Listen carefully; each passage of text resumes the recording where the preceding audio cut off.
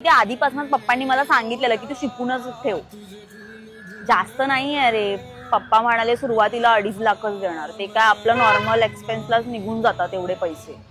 ठीक आहे, पण मजा येते, पप्पा आहेत समजून घ्यायला, म्हणजे काही चुकलं वगैरे तर पप्पाच असणार आहेत. अरे हा, जाऊन आलो मी तिकडे, तू पाठवला होतास ते.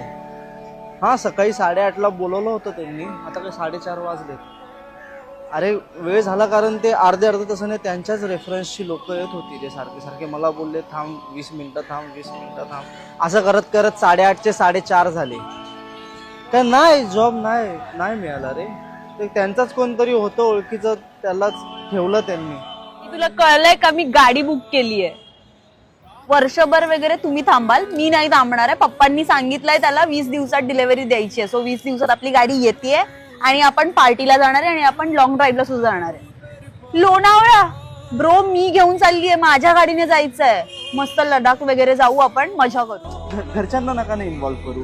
ते काय झालं, जरा हेल्थ इश्यू झाला होता ना घरामध्ये, म्हणून मी अर्जंटली घेतलं होतं तुमच्याकडून.